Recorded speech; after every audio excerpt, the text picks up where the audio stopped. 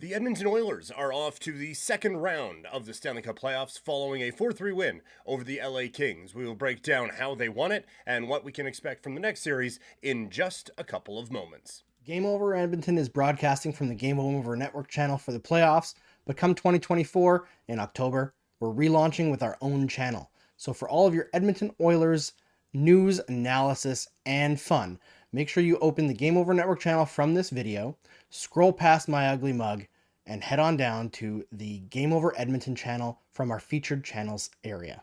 Click subscribe and make sure you ring that reminder bell to make sure that you get notified whenever we post something or go live. Tell all your Oilers fan friends and family to come join our amazing community. You won't regret it. And on this video, smash that like button right into oblivion. Yes, it was an Edmonton Oilers victory there, playing La Bamba in our provincial capital now, as the Oilers move on following a 4-3 win. My name is Peter Klein. Thank you guys so much for tuning into the stream and staying up late tonight. Even out west here, that this is a little bit of a later one as we get the 8 o'clock Mountain Time starts, but happy that you are here with me this evening. This one, I mean, look, there's a lot of contributing factors to this Oilers win. At no point, even when it was 2-1, at no point did this feel like this wasn't going to be the night that the Oilers were going to move on, in my opinion. They were just a vastly superior hockey team, I thought, for most of this series, and maybe it is a bit of bias or whatever, but I do think that for the portions of this series where the Oilers tried, they were the better of the two teams. And I thought in this game, the player who stepped up the most for Edmonton to really get things rolling was Leon Draisaitl. And I think this was a full team effort for Edmonton. Like, I don't think there were a whole lot of passengers in this game. I think, to just keep rolling with hockey cliches, I think everyone was pulling the rope in the right direction. And but at the same time, Leon Draisaitl, I thought, was the one who really got things going. And I thought it was fitting that he was the one who drew that penalty at the end that really helped seal this one away, because he was just a force in this game. And when things weren't necessarily going the Oilers' way, I thought he was the one who was able to be a bit of a stabilizing force out there and be able to be like, hey, guys, we've been in these situations before. We know what we're doing. So just watch me go for a couple of minutes and we'll go from there. So I thought he played really good, and a number of chances on the power play, which we'll get to here in a second. But at 5-on-5, he was almost a bully out there, just getting anything that he wanted to, powering to the front of the goal, creating his opportunities that way. He was a really strong force for this team, and one of the reasons why they were able to bounce back and get into this game down 2-1 around the midway point. I love what I saw from him in this one, and that was it kind of carried over from what they were able to do on the power play. The numbers get a touch skewed at the end because he draws that penalty, which, by the way, like, doesn't end up being a whatever, and there are going to be people on the LA side who have their frustrations about the officiating anyway, but I think that this is I thought that was it should have been a goal at the end, right? Like, when he didn't have a clear and obvious breakaway, but when someone gets hauled down and it's going to be a penalty shot on an open goal, they just kind of give them the goal. That wouldn't have been a penalty shot, but I mean, come on. But neither here nor there. That was the one that really kind of sealed it away for the Oilers. But aside from that 19-second power play where they almost scored anyway, with Draisaitl getting the chance in front, the power play was, I thought, one of the big differences in this series. LA, I think they finished 0 for 12, and the Oilers are just about or not over 50% on the power play. That was, I thought, a huge difference. And even on the power plays where the Oilers didn't score, they were able to build their momentum off of it. And it was lethal out there. And even at times where not set up for 25, 30, 45 seconds, once it got set up, the puck is zinging around, and you're getting everyone involved, you're getting everyone engaged, and it is raising everyone's level of play as the power play goes on, so that once that power play is over, now the whole team's engaged, now the whole team is rolling, and so you're able to build it that way. So I think this power play for Edmonton, it is not just a time where the Oilers like just get to score a bunch of goals, but it's also a time where Edmonton gets to build a lot of that momentum. And then the penalty kill was great. So special teams were gigantic. But again, I thought that Leon Draisaitl being that force not only at 5-on-5, but also on the power play, helping to grow this team's momentum in this one against this LA Kings team that they came to battle, and you knew there was going to be a pushback from LA, and I thought Edmonton handled it pretty all right. Like there was when Edmonton scored that first goal, that was the second Oilers shot of the game. And I know I'm based in Calgary. We watched a lot of Dave Riddick out here. I honestly didn't think he played that bad of a hockey game. That first goal had some stink on it though. That was a not ideal goal to let in when you know everything is going to be going crazy. But at that point, it is 7-2 the shots, but it never really felt that way. Like it didn't really feel like, oh man, the Oilers are just buried underneath this right now. They would get their rushes and they would get the puck a bunch, but they just weren't putting the puck towards the goal as much as they probably should have been. So I thought the shot counter early on wasn't really indicative of the play. I think the Kings were the better team for the first part of the game, and when that weird one goes in on Skinner, who we'll talk about in the second segment here, when that weird one goes in on Skinner, you're not like you don't feel like 1-1 is an unjustified score for how that period was, but I don't think it certainly was better than the start in game 2, where it was just dreadful and allowed the Kings to almost run away and hide before Edmonton was able to force that game to overtime. But this was not the start that the Oilers were wanting, but I thought you knew coming in there was going to be a desperation from the Kings. And that's just, it's not something you're ever going to be able to match. You can try. You can say, like, yeah, we're just one game at a time. Scoreboard 0-0, baby. Let's go. You have to have an understanding that team is playing for their postseason lives. Like, their season is now over. There's going to be a desperation coming out of that. And I thought Edmonton didn't necessarily match it early on, but they were able to kind of hold on, let this thing stabilize, get into the game, and then they were able to capitalize after that as it went on. But overall, like, this is a really, really strong team win. Defensively, I thought they did a pretty good job of limiting the chances against in this one. I thought offensively they played Oilers hockey, right? They played with pace, they played with speed, they played with excellent execution, and they ended up capitalizing 4 times and picking up a strong victory, moving on to the second round. So still a lot to cover on this one here today. We're going to look at a couple unsung heroes from this game, and one in particular between the pipes. We're also going to look at why, not only just because it's a series win and so the series is over and you get to relax a little bit, but we're going to talk about why this game was so important for the Oilers to be able to get on home ice. And we're going to close the show the way we do always with the presser at the end. So if you have any thoughts, any questions coming into this show, by all means, let us know. Or I say us, it's just me hanging out. Let me know in the chat, and I will try to answer as many questions as I can as this game rolls along. But yes, this is Game Over Edmonton. My name is Peter Klein. This is on the Game Over Network. That's where these streams live in the playoffs, but the entire network is branching out to their own regional streams in the postseason, including some friends out east. Game Over Ottawa is relaunching in October. So for all of your Ottawa Senators action, reaction, news, analysis, and fun, make sure that you click on the Game Over Network channel right now, open a new tab in this video, scroll past my ugly mug, and click on the Game Over Ottawa channel. Subscribe, and then hit that drop-down menu. Make sure you hit the alarm bell so that you get notified whenever we post a video or go live. Tell all your Sens fans, friends, and family to check out our awesome community, and make sure you smash the like button on this video right into oblivion. One more thing on the Draisaitl part before we get rolling with some of the unsung players. The goal that Draisaitl scored on the power play, where Riddick dives out and makes an unbelievable save until you realize that he saved it with the puck in the net. I thought it was in, and there's a lot of evidence suggesting that it was in, but we have seen a lot of times before those goals not get allowed, because you can say, well, we can't really conclusively say the puck went in the net. Like, who knows what part of the glove it's sitting in at what particular time. This one was a special case just because it happened to, the glove snapping back had to happen to line up perfectly with the where the camera was, but I was a little worried from an Edmonton standpoint that this wasn't going to get allowed, even though a lot of the evidence pointed towards it. We've just seen so many times the league kind of err on the side of, well, we can't 100% prove that the puck went in, so you guys are just going to have to do it again. And look, the way the power play was going, they might have anyway. But I thought that was, I don't want to say luck, because they set it up and they scored. They put the puck across the line. That's what you're supposed to do.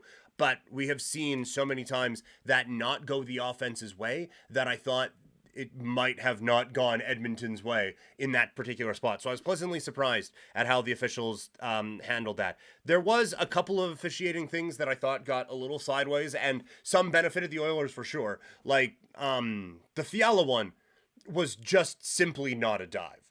And so I do think Edmonton caught a bit of a break on that, where it was going to be a 5-on-3 and not a great penalty for Fogle to take in that spot.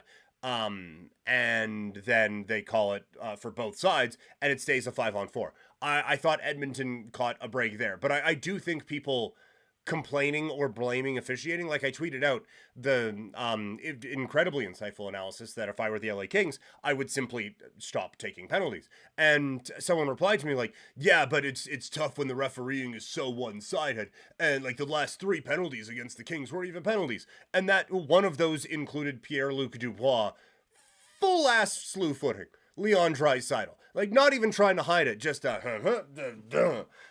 on Draisaitl, and down he goes, and that sets up a power play that the Oilers end up scoring on. But I guess I was a little bit surprised at how people were reacting to the officiating, because, like, yes, the dive, that was not one. But aside from that, I didn't think the officiating was much of a factor in this game. I genuinely think, and it's not just because I'm trying to suck up to Oilers fans right now with the jersey in the background and all of that. I genuinely think the better team won this game. And I don't think officiating was the cause for that. I don't think that the fix was in. I don't think, with all due respect to the team, again, that we're covering here, I don't think any league in the history of the world was thinking, oh man, you know what we need to do? Make sure Edmonton moves on instead of Los Angeles. That's just not a thing that happens. So I do think people need to chill on the referee stuff a little bit. It just becomes more pronounced when one team has such an advantage on the power play. And this might be a lesson going forward. Again, not that Edmonton has struggled 5-on-5, but like people talking about the Rangers and people talking about the Oilers with, well, yeah, but when the power plays dry up, what's this offense going to look like? Probably still pretty fucking good would be the response to that. This is still a dynamic offensive team, and there are still penalties in the postseason.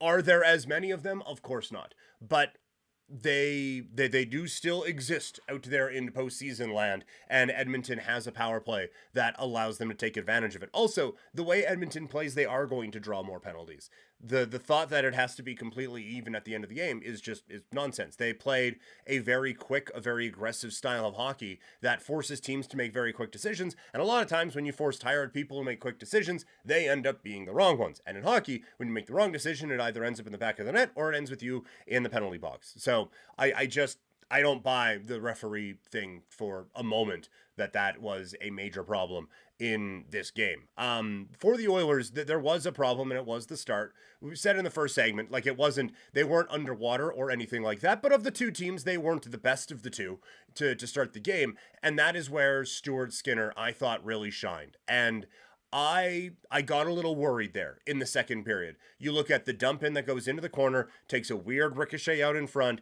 and it's in the back of your net. And that's the way that Skinner is going to allow a goal after pitching a shutout in game 4. And you worry about the psyche. Like, man, it's just, I had talked in the game 3 stream about how even though he wasn't overly tested, it was just nice to see him play well. And that started a string of him playing well. And so you start to wonder, like, okay, does that mean this bubble bursts? And then there's a couple quick passes from LA. Lizotte gets the shot, and it wasn't a bad goal. It wasn't he had no chance on that. You probably, given your druthers, would have rather he stopped it than not. But that wasn't one where you're putting an X by it, like bad goal or anything like that. But at that point, I was worried about how he was going to handle it. Like, would that snowball start to build up on the goalie? And would that start to roll downhill and become a factor? And to his credit, the mental toughness, mental fortitude, whatever it was, he rebounded really well. And I thought he was able to keep this Oilers team in the game at times, making a couple of key saves late. maybe getting a little fortunate that Deneau just straight whiffs on a one-timer chance at the side of the goal with part of the net wide open. So you get your lucky bounces as well. But Skinner is such a, obviously, breaking news here, insightful analysis. The goalie's important, but he is so important to what this team needs to do. And to have him going at the way he has been going the last 3 games is, I think, such a boost for this Oilers team. Now, when you look at what is going to be left in the postseason going forward, the Avalanche are not winning because of their goaltender. That is for darn certain. The Dallas at times could be. Vegas, you're not feeling overly confident. I'm not saying you look around and all of a sudden Skinner is the best goalie in the West, because I don't believe that's accurate. But if you're going up against Vancouver in the next round, and we'll talk about the next round in a second, but if you're going up against the Canucks in the next round, unless that Demko makes a recovery that no one is anticipating him making, you have the goalie edge. And if you happen to be playing the Colorado Avalanche in the Western Conference Final, again, I am projecting a lot here, you have the goalie edge. And that's not something we have said about this Oilers team a lot. I know I am preaching to the choir, listening to all the conversations about Jack Campbell at the beginning of the year that Zach Dennis and Avery were having. To now look at Stuart Skinner and just be able to take a nice deep breath. That is a great box to check off. And I think Skinner does allow the Oilers to kind of have that moment of zen and not worry about what their goalie is going to do. Almost worried about knocking my water bottle over there. But no, that this was just, it was, and look, it's Skinner, it's Draisaitl, it's everyone, right? Cody Ceci makes a good play, breaking a play up back behind the goal. Janmark with a nice steal on the penalty kill leads to a rush back. Derek Ryan was just in everyone's business all game long. The Holloway McLeod Perry line was good and had some chances. And again, as talked about when I was on this stream in game 3, it's just great to see Dylan Holloway doing his damn thing out there with this group. And things are shaking all of a sudden. I just think right now, everything is really rolling for this Oilers squad. So next segment we're going to talk about is that, does that fact make you worry about the time off that the Oilers are about to have, or is rest more important for this group? I'll discuss that after you see from me, just with a bit of a different color behind me. Game Over Calgary is relaunching in October. For all your Game Over Calgary content, make sure you subscribe to our Calgary-specific YouTube channel. Open the Game Over Network YouTube page in a new tab from this video, scroll past Andrew talking, and click on the Game Over Calgary channel in our featured channel section. Click subscribe and make sure you hit the drop-down menu to get notified when we post videos or go live. Tell all your Flames fan friends and family to check it out and join our awesome community. And make sure you smash the like button on this video right into oblivion. So what's next? That is generally what we talk about here in this third segment. And we are now in the very rare spot in sports where we can say, I don't know, the next series isn't over yet. It might be done in a couple of days. But even still, you know you're going to get a few days off. And this gets into the rest versus rust conversation. I have been lucky enough in my time in broadcasting, I've been able to talk to a few players who played in the National Hockey League, and just knowing what kind of a grind this is, and knowing the battles that you have to go through in the Stanley Cup Finals, or in the Stanley Cup playoffs, en route to potentially the Stanley Cup Finals, I just feel like you have to take rest where you can get it, because it is such a grind. And you hear, even on the broadcast tonight, Kevin Bieksa talking about how by the time they got to the Stanley Cup Final, they were exhausted just because of all the travel that they have to do. And yes, we're flying on private jets and stuff like that, and no one is shedding tears for the millionaires who get to stay in penthouses and fly privately. But you're flipping through time zones, and you're playing a sport that is rather difficult on the human anatomy. So when you don't have to do that, gosh golly gee, does it make life a little bit easier. And so yes, do I anticipate the Oilers will be at 100% peak sharpness when their series against either the Predators or the Canucks begins sometime next week? I do not anticipate that, no. Do I think it will be the reason why this team wins or loses? I do not. But I think having that ability to just rest, take a breath, and just kind of decompress is going to be very important for this club. And if you are going to make a run like the Oilers expect to at this point, I do think one of the things you need in there is a nice quick, I'm not going to say this was an easy series because the Kings can grind on you, but a nice quick series that allows you to take a bit of a breather while the teams around you don't, right? And you look at it now, Vancouver and Nashville, that's probably going to be a rock fight coming up on Friday out in Nashville. Dallas against Vegas have at least one more game to play. Colorado's getting a bit of a breather, though. And so now it's nice to not be at a rest disadvantage while all these other teams are out grinding. You get a chance to reset and go. So just in talking to players who have gone on long Stanley Cup runs before, I just feel like that rest is so important. And maybe it doesn't matter in the next series, but if you get to where you want to get to, I do think that just not having an extra 60 minutes of hockey of wear and tear on your body is a very important factor for any group. And for Edmonton to be able to get that, I think it's really great. Justin asking in the chat, and we'll bring it up in the presser. By the way, get your thoughts in the presser right now, in the chat right now, and we will get to that in the presser in just a little bit. But there are two options for the Oilers to choose to get. Sorry, I was going to say choose. They get no choice in the next round, but there are two options for the Oilers in the next round. It is either the Vancouver Canucks or the Nashville Predators. And I would say a week and a half ago, the extremely obvious option was the Nashville Predators, who have a very good goalie and some very talented people on the team. But if you are stacking it up talent for talent, it ain't close. That being said, the Vancouver Canucks have not blown people away in the postseason so far, and they have needed 3 different goalies to win hockey games just to get them to a 3-2 lead going into, Game 6 coming up on Friday night. So I think, again, they have no say in the matter, but if you were looking at a who'd you rather, I don't think the option is as clear as it was before. I look at Vancouver, the struggles they have had offensively in this series are a giant red flag for me. And yes, Nashville defends with a little bit more veracity than the Edmonton Oilers do. One is known for it, and one is known for struggling to find it for the last 10 years. So it's, the different styles of hockey for sure. But you would assume Edmonton can kind of play the style Vancouver wants to play just a little bit better too. So I do think Edmonton, regardless of regular season outcomes, I do think Edmonton actually can kind of out Vancouver. But if you were going to come down to it, I still think you'd rather play Nashville.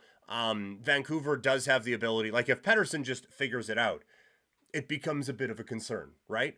But for the Predators, Forsberg is obviously tremendous. He has been able to get a lot out of Gus Nyquist this year, and Ryan O'Reilly is just built for this time of year. But I still think from an Edmonton standpoint, you'd rather face the Nashville Predators in the second round. But it's nice to have that option now from an Edmonton standpoint where they get to sit back and see how things will play out. And I think, just one more note on that, I also think because the playoffs, it's basically every other day, right? And the travel, especially out west, as David points out in the chat, the travel out west isn't what it was out east, or what it is out east.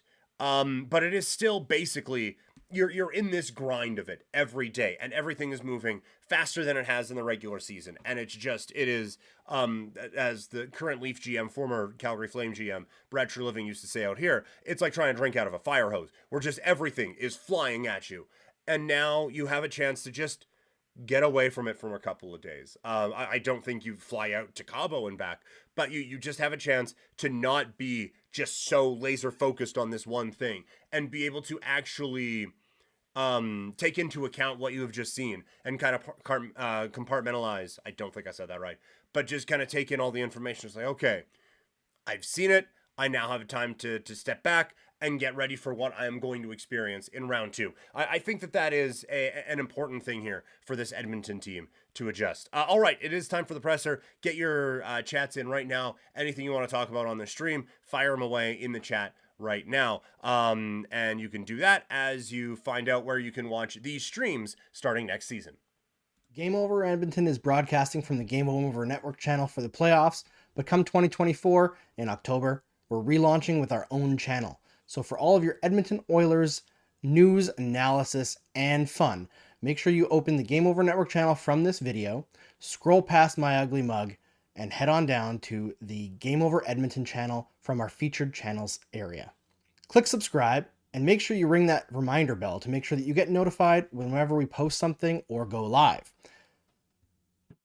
Tell all your Oilers fan friends and family to come join our amazing community. You won't regret it. And on this video, smash that like button right into oblivion.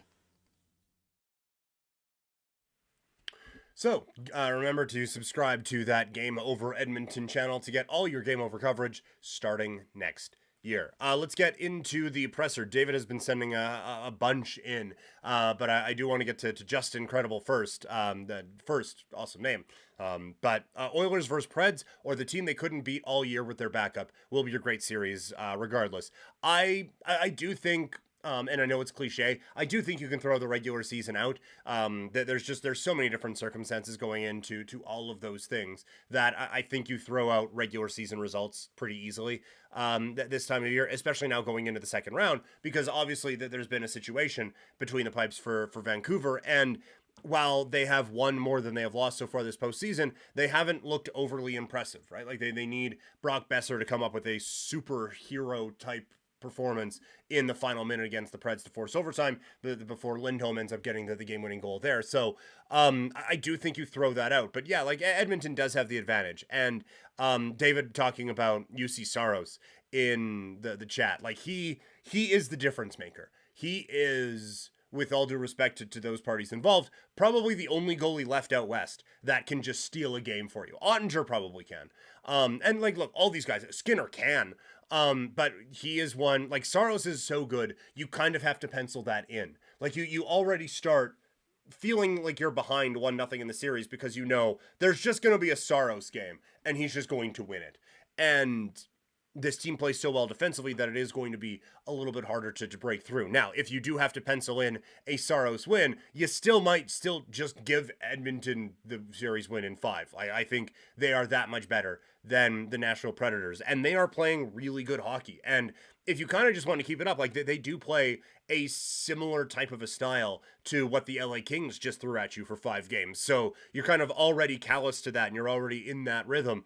Why not keep that rolling? But going up against Vancouver, yes, there has been some struggles in the regular season, but I think when it comes down to what style of play these teams want to play, I think Edmonton just does a better version of it than what Vancouver is going to be able to put out, given how they are playing at this current juncture. But as Justin says here, either way, it's going to be a really, really great season, really great series. And look, this was not the most competitive at times. One of the games, I guess 2 of the games were close, and this one ends up being close, but it never really felt like it was that in danger, I guess, from an Edmonton standpoint. Everything from here on in is going to be awesome. Right? Like whether it is Nashville or Vancouver in the next series, that's going to be great. And if they do advance to the Western Conference Final, it is going to be one of Dallas, where there's a touch of history, Vegas or Colorado. Any of those are going to be incredible. 5, 6, or 7 games of McDavid against Eichel again. Yeah, take that. Or McDavid against McKinnon. Sure. And then if you, God willing, get to the Stanley Cup final, you're probably facing a pretty good team out east, whether it's a Florida, a Boston, or Toronto, or Carolina, or the Rangers. Like, it is awesome teams the rest of the way, which is, what the playoffs are all about. So it should be a whole lot of fun. And however long that journey lasts, we know it will be at least 4 more games. You'll be able to catch the reaction right here on Game Over. My name is Peter Klein. Thank you guys so much for tuning in today. You can follow me on social media. I am at Primetime Klein. Make sure you subscribe. Make sure you like this video. Share it with your friends. We're trying to get this thing up and rolling independently one more time after what happened with our old network. We're really trying to get this thing off the ground. So it's been fun to be a part of the postseason run so far. We'll be back in next round. And anytime a Canadian team is playing, you can tune right back in here to Game Over to get the full breakdown of all of that. So normally, this is when I tell you when the next Game Over Edmonton stream is going to be. We have no idea, but it'll be either against the Preds or the Canucks sometime probably next week. So keep it locked on social media, and we will talk to all of you later. Have a wonderful night, everybody.